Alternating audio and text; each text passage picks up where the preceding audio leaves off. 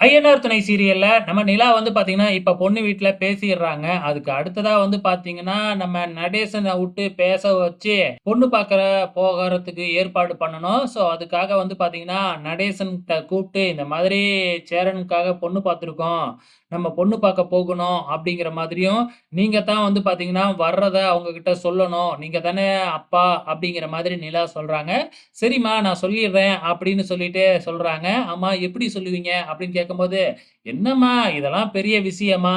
ஆமா பொண்ணோட அப்பா பேரு என்ன? அப்படின்னு கேட்டு, அவரு பேர சொல்லி, இந்தாப்பா கதிரேசா, இத்தன மணிக்கு நாங்க பொண்ணு பார்க்க வர்றோம். ரெடியா இரு. அப்படிங்கிற மாதிரி டக்குன்னு சொல்றாப்ல. இத கேட்ட உடனே நிலாவுக்கு ஷாக் ஆயிடுது. இப்படிலாம் பொண்ணு வீட்ல பேசக்கூடாது. மரியாதையா பேசணும் அப்படிங்கிற மாதிரி, நம்ம பல்லவன உட்கார வச்சு எப்படி பேசணும் அப்படிங்கிற மாதிரி நிலா வந்து பார்த்தீங்கன்னா, ஒரு டிராமா மாதிரி நடிச்சே காமிக்கிறாங்க.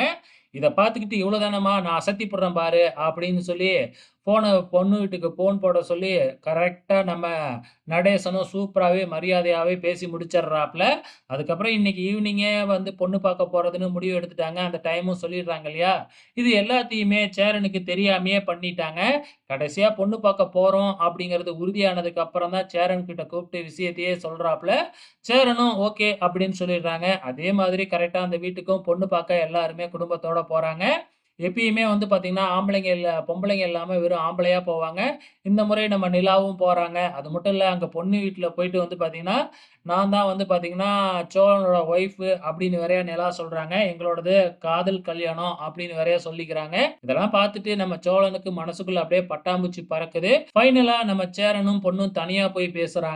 ஸோ கண்டிப்பா இந்த கல்யாணம் நடக்க போறதில்ல. ஒரு பிரச்சனைனால நிக்க தான் போகுது. வெயிட் பண்ணி பார்க்கலாம். அப்கமிங்ல என்ன நடக்க போகுதுன்னு.